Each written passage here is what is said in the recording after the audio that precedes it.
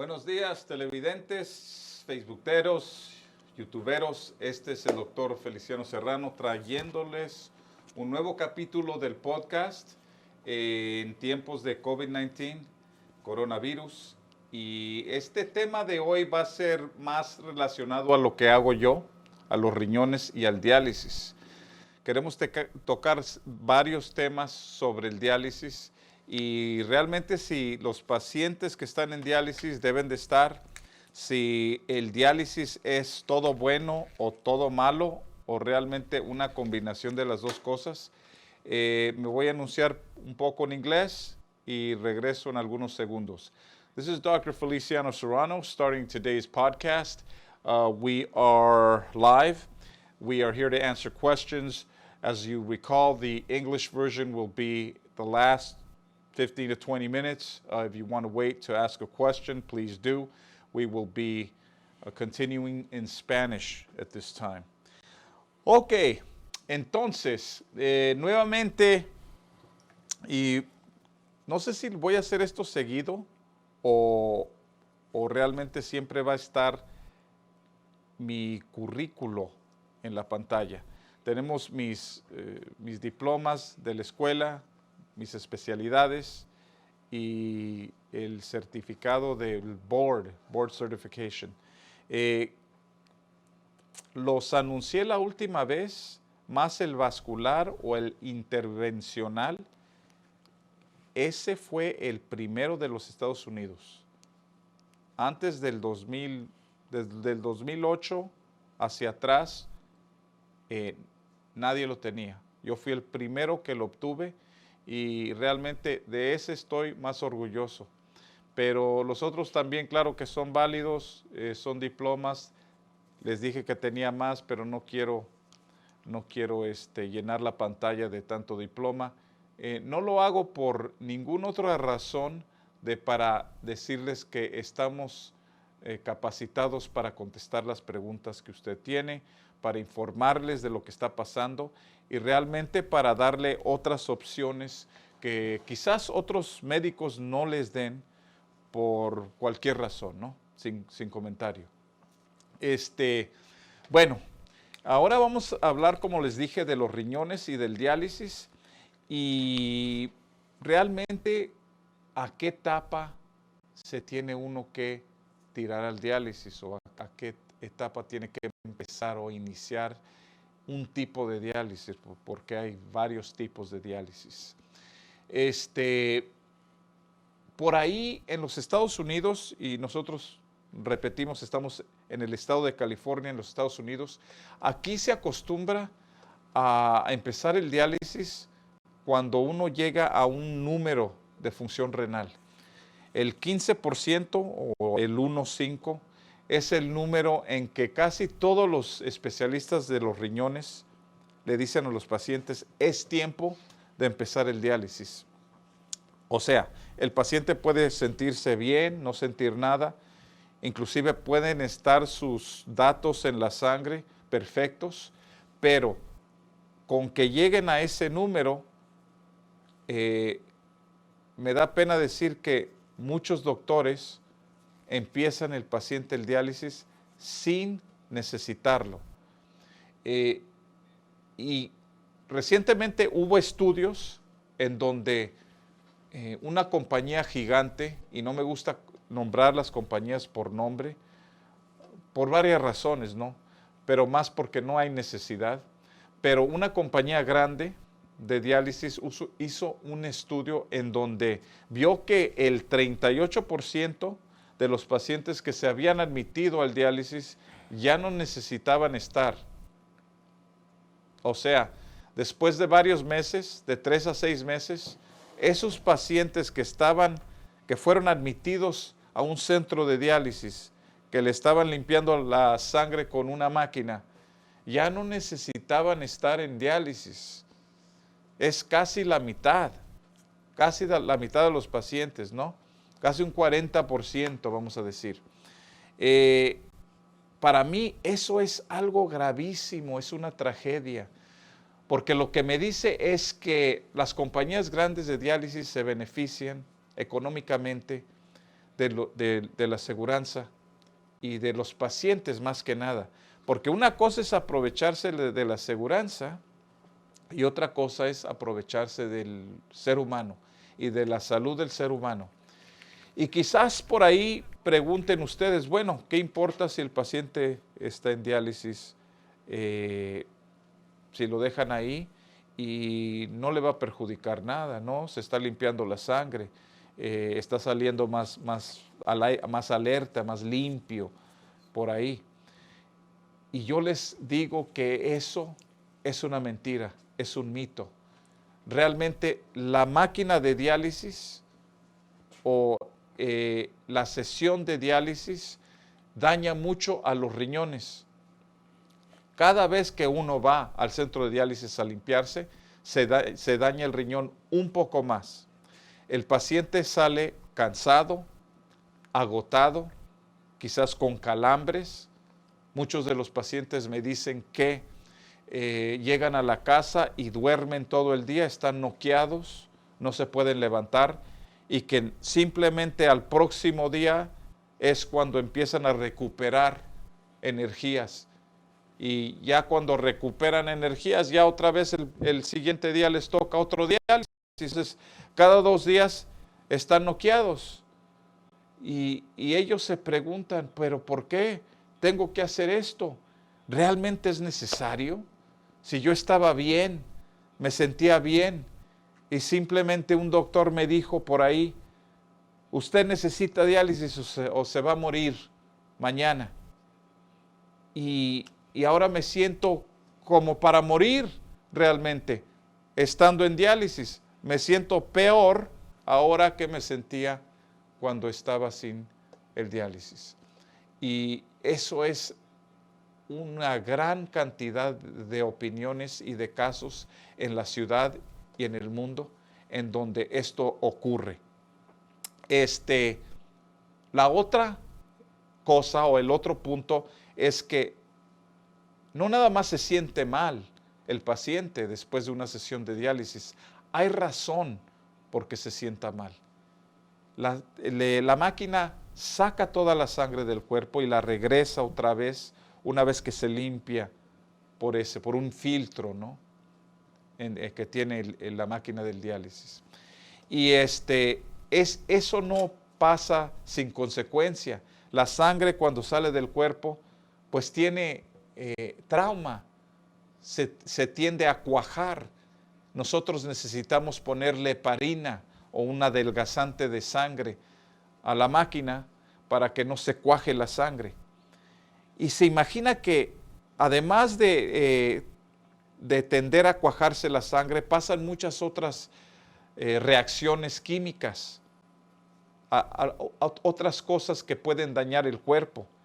Y no es por nada que se forman coágulos, que el paciente de diálisis, el primer año de diálisis es cuando muere más frecuentemente, que la primer causa de muerte en estos pacientes es un infarto o una embolia. No es de casualidad que pasa esto. La máquina de diálisis tiene sus consecuencias. También tiene la consecuencia de acabar el riñón que le queda aún. Si uno le queda el 15% de riñón, o sea, el 1,5, 15%, aunque sea nada más el 15%, eso es valuable, es algo importante para el cuerpo. Eso le da vida aún al paciente. Y la máquina de diálisis agota ese 15%, agota esa cantidad final, vamos a decir, que le queda a uno en el riñón.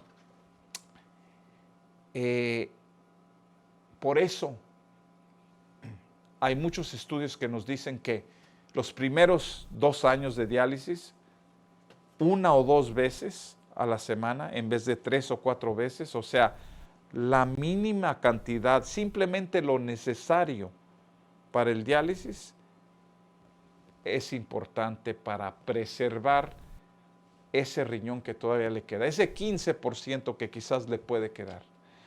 Estas son cosas que toco mucho aquí en mi clínica, que tengo cientos de pacientes sobre más de 10 años, tratándolos con efectividad y tratándoles de prolongar la vida en vez de recortársela.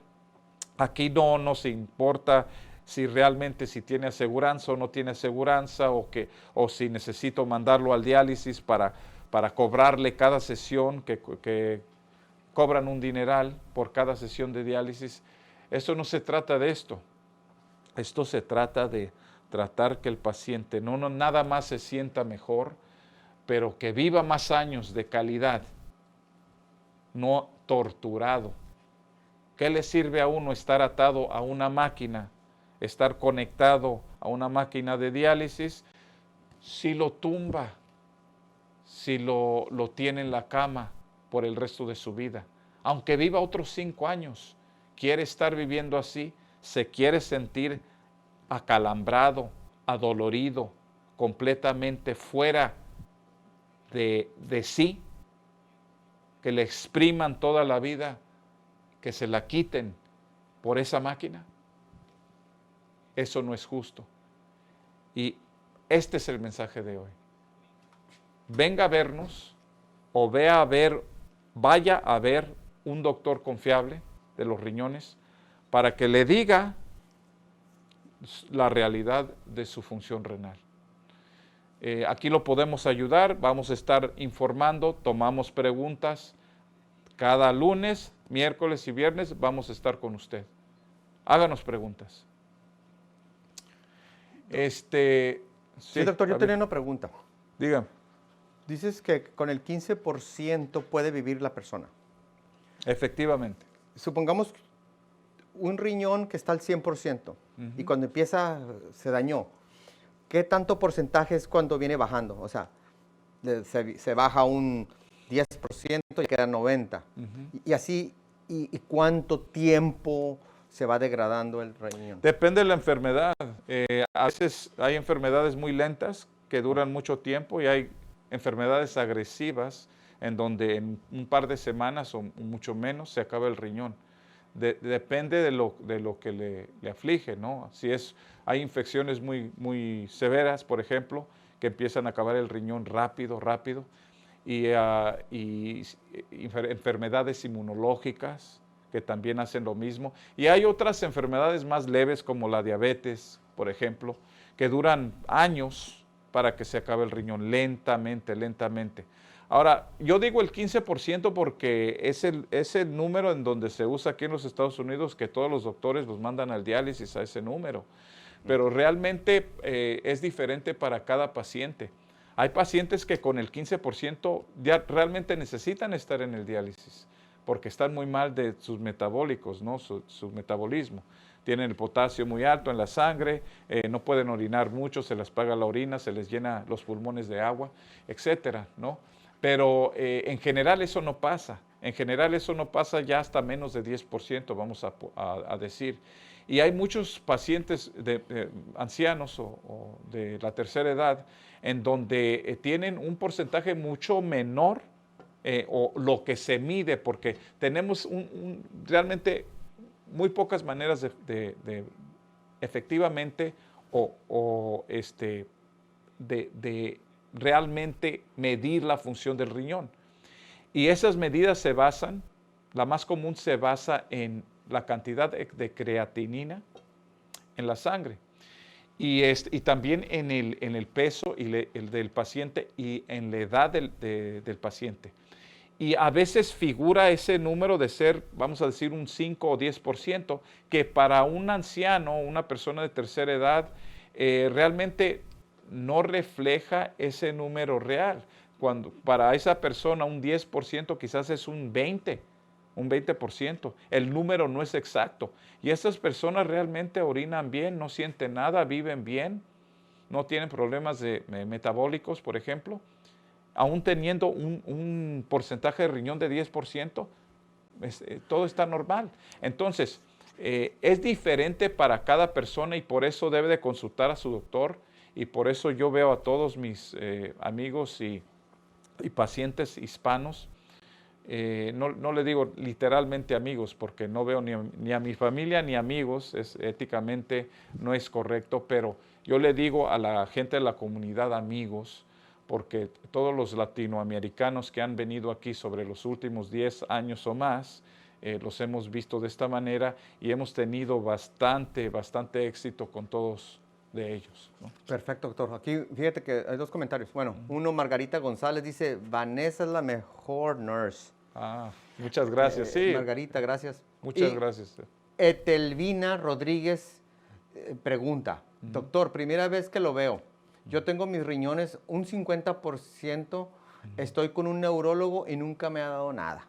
Ok, es muy buena pregunta y no es neurólogo. Sí, ¿estás seguro que escribió neurólogo? Neurólogo. Porque a veces Javier no puede ver, pero es nefrólogo, es nefrólogo, un chiste. Pero se puede confundir. Nefrólogo es el especialista de los riñones, neurólogo es especialista de los nervios.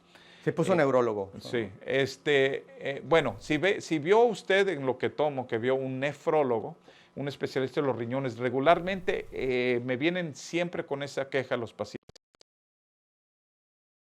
Se nos fue la señal otra vez, algo técnico aquí está pasando, pero para terminar esa pregunta que hizo el televidente, efectivamente muchos de los doctores de los riñones ven al paciente y les dice, no tienen incentivo para curarlo, francamente. Y sin saber quién es el especialista, la mayoría dicen, no hay cura para el riñón. Olvídese, váyase. Cuando caiga el diálisis, yo lo mando, lo conecto a la máquina y empiezo a cobrar. Así se las dejo de franco. No tengo pelos en la lengua. Realmente tratan, he visto inclusive a doctores parar medicinas que le ayudan al riñón para que caigan al diálisis más rápido. No es mi lugar ahorita para designar quién es. Ellos bien saben quién son los doctores que hacen esto, pero hay medicinas para prolongar la función renal. Claro que las hay. Y es mentira que no hay cura para el riñón. Hay ciertas deficiencias de riñón y ciertas enfermedades que son más difíciles que tratar. Hay riñones muy chicos, por ejemplo, que ya están acabados, que no se pueden recuperar, es cierto. Pero también hay casos donde se cura el riñón, donde se recupera el riñón. Y no es cierto que no hay medicina para el riñón, no es cierto que no hay cura para el riñón. ¿Sí se puede sacar a una persona del diálisis? Claro que sí. Aquí lo hemos hecho, se han salido de diálisis muchos. Simplemente le digo que con el estudio que le dije, que había casi el 40%, el 38% de pacientes que estaban en diálisis en un centro grande, de compañía grande, que no necesitaban estar, simplemente ese dato, es decir, todo ese 38%, 38 pacientes de cada 100 estaban para sacarse de diálisis. Claro que se puede hacer. Bueno, en esto termino la plática en español y nos vamos a inglés. Okay, this is Dr. Feliciano Serrano coming at you at our new podcast topic, which is going to be, today the topic is not going to be COVID-19, although we are in a COVID-19 state of mind, and we're trying to sort of forget that these times are tough for everybody, and are testing our patience and the way we act and the way we go about our daily lives. But what I want to do today is to speak to my patients and to the people that are out either on TV or on YouTube or on Facebook in this case, and talk to them about the kidneys and whether they should be on dialysis. And again, I put up my certificates, my medical school diploma, my specialty certificates, and my board certification, or one of them.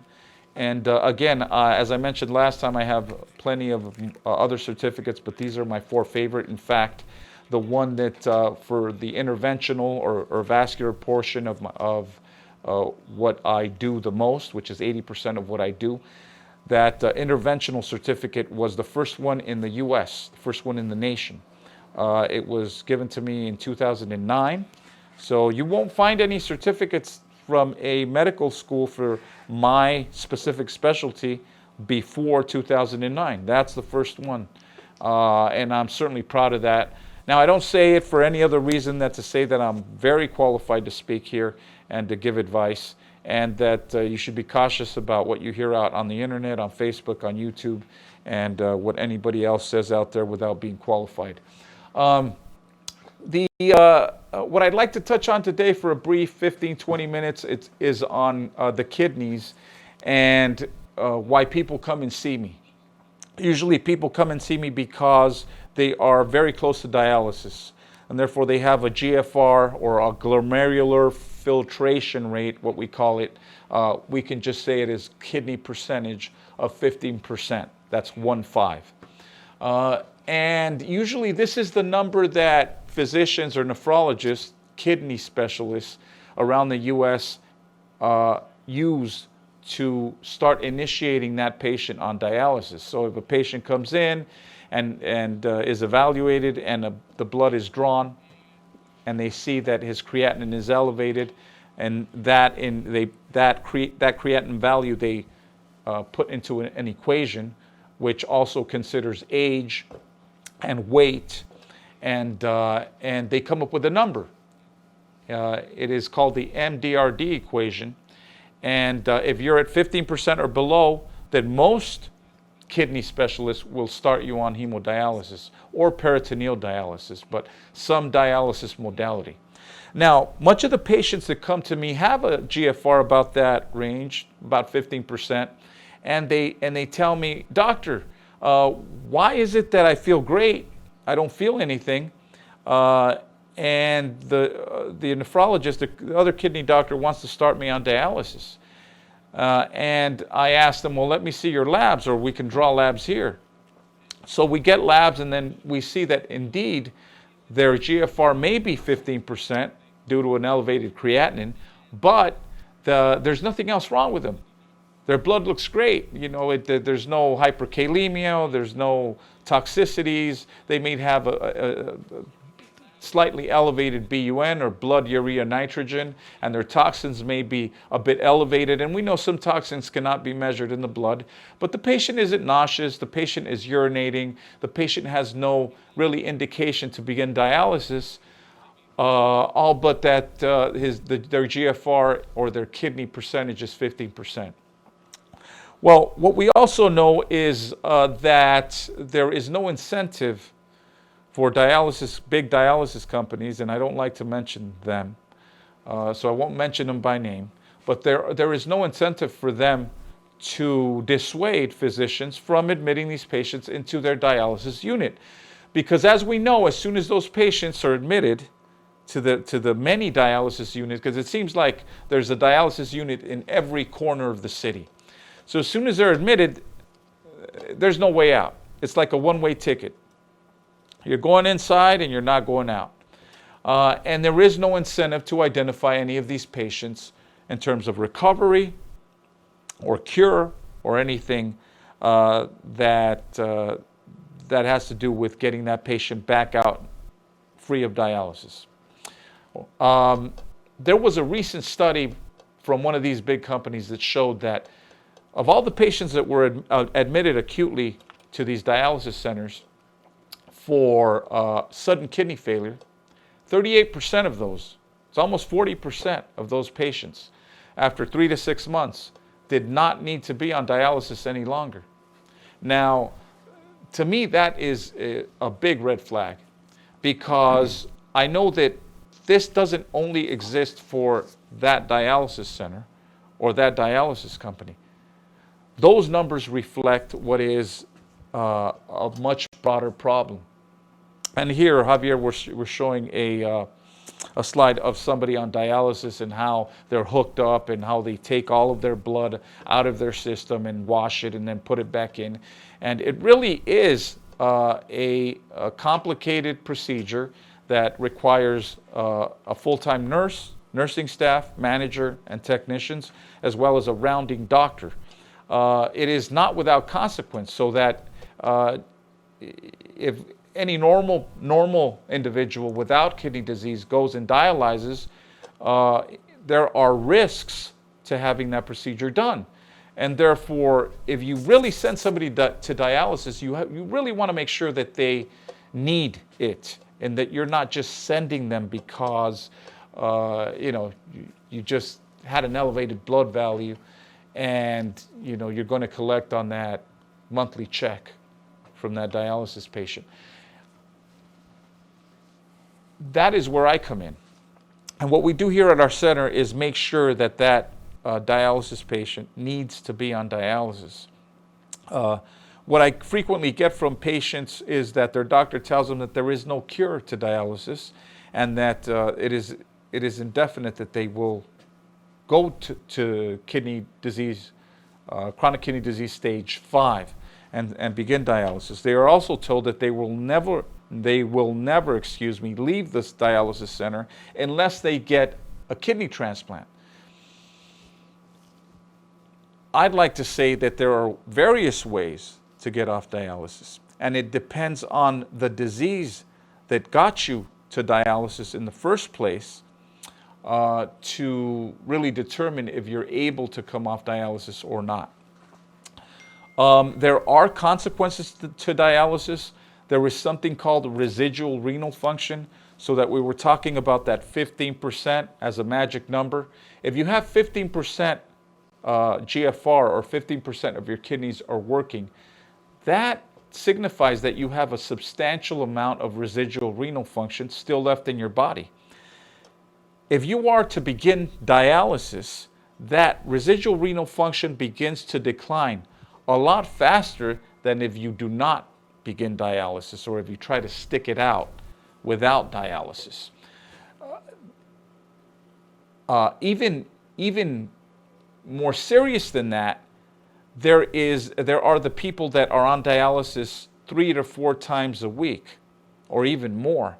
And as you increase the dialysis modality, the more and more you harm this residual renal function.